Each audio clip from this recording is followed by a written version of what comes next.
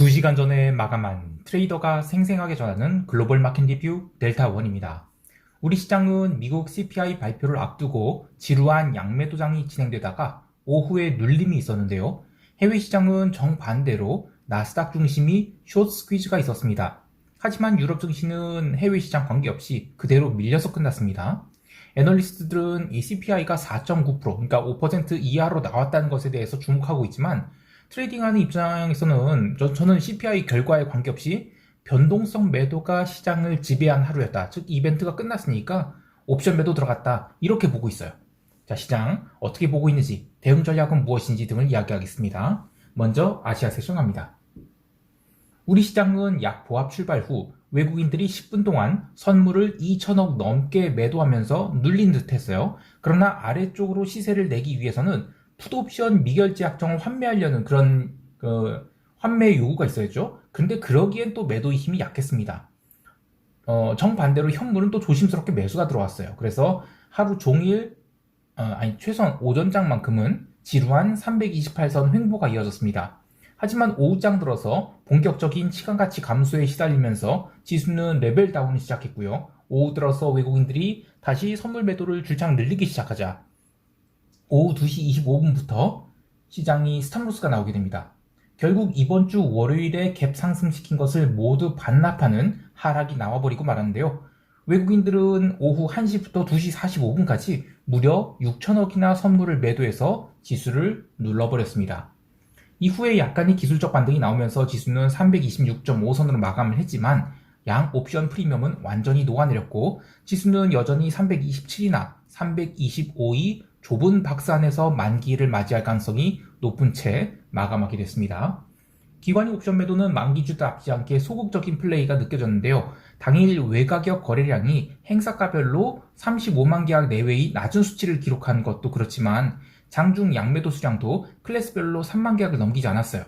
보통 외가격 거래량이 만기 전날이나 이렇게 되면 한 50만 계약에서 한 60만 계약, 그러니까 많으면 60만 계약까지도 되거든요. 그런데 35만 계약이면 굉장히 적은 거래량이 있었죠. 또 오후장 들어서 지수가 밀릴 때는 그 콜 매도를 쫙 늘려서 한 5만 계약까지 늘리게 돼요. 그런데 오늘은 그러지 않았죠.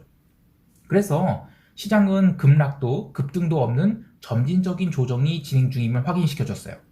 선물 미결제 약정도 장중에 거의 증가한 것이 없었는데다가 오후장에 롱포들이 빠져나가면서 5월 들어서 가장 낮은 수치인 31만 7천 계약을 기록했는데요. 어제 시황에서 이야기한 대로 이번 5월물은 위도 아래도 다 닫혀있는 모습으로 진행되고 있어요. 그래서 진정한 승부는 6월물 옵션 시장에서 겨루게 될 것 같습니다. 선물이 평균 베이시스는 월, 화, 수 연속으로 감소 중이에요. 그런데 지난주 목요일이 수준에 비해서는 아직은 잘 버티고 있다라고 볼 수 있는데요. 방금 마감한 해외 시장은 외견상으로는 CPI 발표에 나스닥 시작 중심으로 환호를 하면서 상승마감했다. 이렇지만 그것이 우리 시장의 추세적 흐름으로 연결되기는 어렵다고 보고 있어요. 그 부분은 이따가 미국 세션에서 다루기를 하고 한국물 ETF인 EWI 잠깐 볼까요? 요게 EWI인데요. 네. 장중에 그냥 눌리 나왔다가 반등하는 S&P와 동일한 흐름을 보였죠. 즉 별거 없다 이렇게 보고 있습니다. 네, 여기까지 하고요. 유럽 세션 넘어갈게요. 유럽 증시는 개장 이후 15분 동안은 반등 시도가 있었지만 반등 시도 실패 이후에는 제법 의미 있는 수준의 하락이 나왔어요. 특히 유로스탁스 지수는 마이너스 0.95%의 하락이 나왔는데요. 이는 지난주 금요일에 있었던 이 장대 양봉을 모두 되돌려주는 제법 큰 음봉이었기 때문에 시장이 긴장을 했어요. 내용 면에서도 CPI 발표 이후에 미국 지수 선물이 상승할 때 어느 정도는 변동성 매도와 함께 상승이 나온 줄 알았는데 미국 증시 개장 무렵에는 장중에 상승했던 거 다 반납해버린 등 분위기가 좋지 않았습니다. 특히 그동안의 유럽 증시 상승을 주도했던 에르메스, 루이비통 같은 럭셔리 주식들이 눌렸죠. 잠깐 볼까요? 요게 이제 루이비통인데요. 루이비통인데 이 900유로, 주당 900유로에서 멈춰서 약간 눌린 채 기간 조정에 들어가 버렸죠. 또 에르메스도 마찬가지로 주당 2000유로를 넘기지 못하고 거기서 이렇게 살살살 밀리고 있는 상태입니다. 자, 그래서 이제는 유럽이 끝난 건가? 완전히 끝난 건 아니죠. 근데 상승 탄력을 좀 잃고 있는 것은 아닌가라는 의심이 생기게 되는데 지금 유럽 증시가 미국 증시 대비 상대적으로 강하다라고 봤던 사람들이 많았어요. 그런데 뭐 점점점 그 시각이 바뀌고 있죠. 아, 이제 올 만큼 유럽도 올 만큼 왔다. 상대 강도가 약해질 것이다. 이렇게 본 쪽이 많은 것 같아요. 그래서 어쨌든 그 지수는 급락이 나오진 않았고 점진적인 하락이 나왔다가 지수가 어느 정도 변동성 상승이 제한되면서 장중 지수 하락도 제한되었다. 그러니까 결국에 증시는 음봉으로 끝나긴 했지만 나름 또 아래 꼬리를 달면서 마감을 해서 아직은 유럽도 변동성 매도가 좀 더 진행될 것이다. 이렇게 보고 있는 것 같아요. 뭐 사실 뭐 다른 거 이야기할 것 없이 오늘은 미국 CPI를 놓고 시장이 어떻게 반응했는가가 가장 중요합니다. 우선 그동안에 유로존 채권 시장이 과하게 눌렸던 것에 대해서 유럽 세션 들어서 채권 시장이 먼저 반등하기 시작했어요. 그러니까 CPI 발표 전에 미국 국채는 가만히 있었지만 유럽 국채는 먼저 단기물, 장기물 할 거 없이 저가 매수가 들어오기 시작했다는 겁니다. 그리고 CPI가 4.9로 컨센서스 5% 하회에서 발표됐죠. 그래서 나름 강한 채권 숏커버가 나왔습니다. 그러면서 그때 이제 골드도 2,055달러까지 상승해요. 보통 이젠 골드가 그 정도 상승하면 종가 고가 가거든요. 그런데 그러지 않았어요. 채권은 그리고 그동안에 워낙 눌려 있었기 때문에 이 정도 반등이 나온 거는 CPI가 웬만큼 높게 나오지 않는다면 뭐 당연한 반등이었던 것 같아요. 그래서 이를 추정할 수 있는 것은 전일 무브 인덱스가 어떻게 반응했는지 보면 되는데요. 무브 인덱스 한번 볼게요.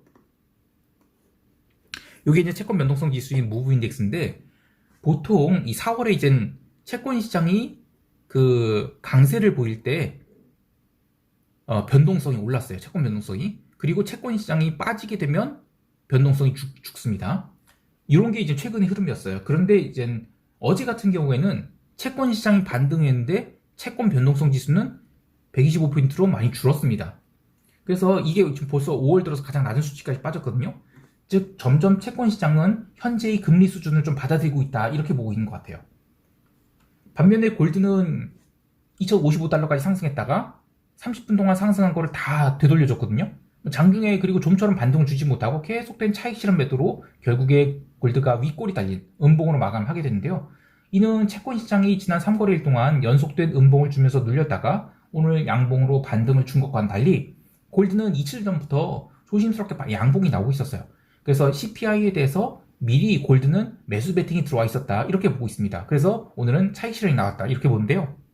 결국 시장은 이번 CPI 이벤트를 새로운 추세 출발이 재료로 삼는 게 아니라 그냥 하루짜리 이벤트로 해석하면서 이 날을 위해서 베팅했던 포지션들을 되갚는 그런 하루였다라고 볼 수 있겠습니다. 의외로 구리는 유럽 세션 시작과 함께 눌리기 시작해서 마이너스 1.5%나 밀린 채 마감을 했는데요. 이게 CPI로 인한 일시적인 리스크 온 분위기가 있었음에도 불구하고 결국에 종가 저가로 밀리게 된 것은 3월 중순 이후로 단지 구리만이 아니라 철광석 등 전반적인 산업재가 꺾이고 있거든요. 그래서 그것을 반영한 것으로 보고 있습니다. 한번 볼까요? 이거는 알루미늄인데 4월 중순 이후로 계속 빠지고 있죠. 또 요거는 철광석인데도 마찬가지로 빠지고 있고요. 또 요거는 구리도 마찬가지로 좀처럼 반등 못한 채 빠지고 있습니다. 그래서 이렇게 조심스럽게 이 원자재들이 빠지고 있어서 요게 그 오늘 CPI 발표와 관계없이 구리도 좀 밀리게 된 그런 원인이 아닌가 싶습니다. 기름 시장도 유럽 세션 들어서 조심스럽게 눌리기 시작했어요. 근데 미국 CPI 발표를 전후로 반등을 했는데 미국 본장 들어서도 73달러를 중심으로 올라가면 얻어맞고 내려가면 또 반등하는 등 이렇게 등락을 반복하다가 72.8달러 선에서 어중간하게 마감을 했습니다. 이제 기름 옵션은 이제 만기가 이제 일주일 정도밖에 안 남았는데 프리미엄이 제법 많이 빠졌어요. 그래서 이제 더 이상 그 선물 매도로 해지를 안 해도 돼서 기름 선물 매도 해지 포지션을 모두 정리했는데요. 원유 재고는 110만 배럴 감소할 것이라는 예상과 달리 295만 배럴 이상 증가를 했죠. 이슈는 SPR, 그러니까 전략 비축유 방출 때문에 재고 증가가 있었다라고 하는데요. 그럼에도 불구하고 재고 발표 직후에는 기름이 나름 반등을 하기도 했어요. 그러나 궁극적으로 추세를 위로 지속시키려는 상승은 없었습니다. 그래서 그냥 하루 종일 양 옵션 변동성을 죽인 그런 하루였다라고 보고 있어요. 자, 이제 미국 세션 넘어갈게요.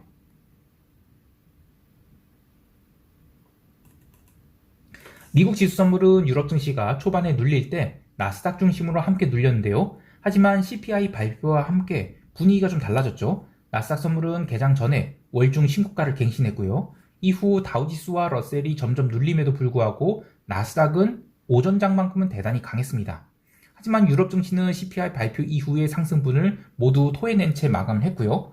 유럽 증시 마감 이후에 다우지수와 러셀이 계속 눌리면서 나스닥도 함께 눌렸어요. 그래서 새벽 2시 30분경에는 CPI 발표와 함께 상승한 물량을 모두 토해내고 말았습니다.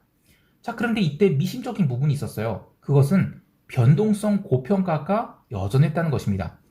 변동성 차트를 일중 차트로 한번 볼게요. 무슨 얘기냐면 요거는 원데이 변동성인데 이미 개장 전에 변동성이 원데이 변동성이 다 빠져서 출발을 했어요. 그래서 이 11포인트에서는 더 이상 변동성이 빠지지 않았습니다.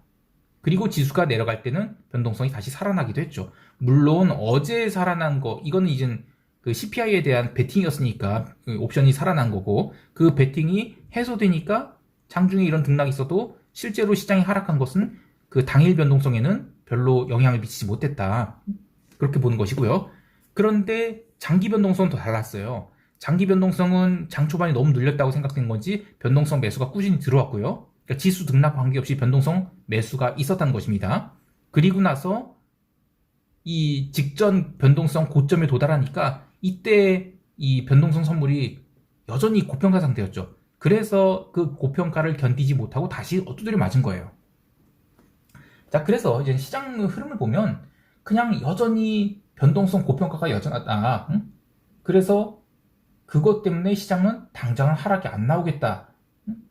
즉 차익 실현성 매도는 나와도 뭐 추세적인 매도 하락은 조금 더 시간이 걸린다. 이렇게 생각이 된 것 같아요. 그래서 새벽 2시 40분부터 시장은 한 번도 쉬지 않고 나스닥 기준 플러스 1.4%를 스트레이트로 반등시키면서 장 초반에 들어왔던 숏커버 그리고 나머지 숏커버를 모두 내면서 나스닥이 13,400포인트에 안착하게 되었습니다. 전일이 시황에서 이야기했듯이 이 개장 전에 숏커버가 예상됐지만 그것이 추세 상승 지속은 아닐 수 있다고 봤어요. 그리고 알고리즘 매수가 멈추는 시점에서 잘 매도를 해서 꽤 좋은 성과를 거두고 있었지만 이 변동성 매도 앞에는 장사가 없었어요. 변동성 선물이 고평가는 장 마감 후에도 여전한 상태거든요. 그래서 사실상 이번 주는 제대로 된 하락은 아예 물 건너갔다. 이렇게 볼 수 있겠어요. 변동성 매도로 인한 상승이 무서운 이유는 제가 멤버십 게시판에서 얘기했듯이 현물을 닥치고 매수하기 때문이에요. 미리 짜놓은 이 유니버스가 대형 테크 주식 위주로 구성되어 있거든요. 그래서 지수 장악력이 큽니다. 이벤트 소멸로 변동성 매도가 시작됐죠. 그러면 이제 주식 바스켓을 닥치고 매수하는 거예요. 유니버스 내에서. 근데 이게 대형주라고 했죠. 그러니까 지수 상승에 가속도가 붙어요. 그러면 이게 또 변동성 매도를 일으킵니다. 그렇게 연쇄적 상승 효과를 가져와서 폭등이 나오게 된 거예요. 그렇게 오른 구간을 깨고 내려가려면 변동성이 충분히 죽은 다음에야 내려갈 수 있어요. 근데 그러려면 절대적인 시간이 필요하죠. 결국에 장중에 이 좋은 가격에 추가로 진입했던 나스닥 선물 매도는 13,000포인트를 돌파하면서 모두 손절을 했어요. 그리고 나머지 매도 수량은 들고 있지만 신규로 숏을 더 잡으려면 시간이 좀 더 필요할 것 같아요. 자, 그렇다면 나머지를 왜 손절하지 않았는가? 이런 의문이 드실 것 같아요. 시장이 연속적으로 상승을 이어나기에는 여전히 부족한 면이 많다고 보는데요. 오른다 하더라도 변동성 매도 차원에서의 상승 가능성이 높고 이 페드의 퍼스 또는 뭐 피복기 대가 이런 걸로 시장이 계속 오르는 것에는 한계가 있다고 봐요. 즉 당장이 변동성 고평가 현상이 가라앉는 한 주에서 두 주 정도의 지수가 폭등을 이어갈 가능성이 있다. 그러면 뭐 당연히 아무리 연중 최고가를 하더라도 손절을 해줘. 더 올라갈 업사이드가 있으니까. 그러나 저는 업사이드는 제한되어 있고 다운사이드는 열려있는, 그러나 다운사이드의 타이밍이 당장은 아닌 이 돔 형태로 이 반구형이 그 형태의 하락이 진행 중이라고 보기 때문에 오늘의 상승은 일종의 그 돔의 그 꼭대기 그걸 형성했다고 보고 있어요. 그래서 추가 숏 배팅을 거뒀을 뿐이지 시간이 지나면 점점 내려갈 것으로 보고 있는데요. 뭐 그때까지는 뭐 다른 것들로 열심히 트레이딩해서 손실을 벌충하도록 할 계획입니다. 재밌는 것은 오늘 반등이 나름 세게 나온 종목들인 아마존, 알파벳, AMD 이런 것들은 애플이나 마이크로소프트 등과는 달리 상대적으로 덜 올라온 종목들이에요. 그래서 좀 숏커버가 세게 들어왔다고 보는데요. 애플이나 마이크로소프트 같은 경우 역사적 최고가 수준에서 한 10% 이내로 근접했어요. 이런 종목들은 오히려 장중에 자꾸 눌림이 다 나왔거든요. 그래서 시장이 업사이드보다는 다운사이드가 더 열려있다라고 봐요. 그래서 대형주로 당기는 것도 어느 정도는 한계에 왔다라고 보고 있습니다. 장마감 후에 해외 주식 계좌 좀 확 쪼그라들었어요. 그래서 보니까 이제 뭐 CME 그룹이 애프터마켓에서 마이너스 5% 급락이 나왔어요. 좋은 가격에서 한번 이익 실현한 데다가 뭐 여전히 172달러에서 매수를 했죠. 그래서 평단보다는 한참 위라 걱정 안 하는데 이런 엉덩이 무거운 주식들이 살살 꺾이고 있거든요. 이런 건 좋은 신호가 아니라고 보고 있습니다. 찰스 슈왑도 갭상승 출발 후 하루 종일 밀려서 47.5달러까지 밀렸어요. 어쨌든 이놈이 변동성 매도가 끝나기 전에는 저는 시장이 쉽게 내려가진 않겠지만 그렇다고 위냐? 아니다. 업사이드도 제한되어 있다라고 보고 있습니다. 마지막으로 미국 CDS 스프레드 한번 볼게요. 네, 어제 또 올랐죠. 176.30 직전 고점 부근까지 올라왔습니다. 뭐 부채 한도 이야기가 뭐 계속 오가고 있는데 뭐 금요일에도 뭐 해결될까요? 그렇지 않다고 보고 있어요. 그래서 이 부채 한도 이슈는 일단은 CPI 이슈가 또 끝났고 그래서 뭐 금요일까지는 소리 없이 올라가다가 결국에는 뭐 다음 주 화요일 정도 그 부분에서 시장의 어떤 이슈가 되면서 그때 지수가 다시 눌리지 않을까 이렇게 보고 있습니다. 이제 시장 총평하면서 대응 전략 이야기할게요.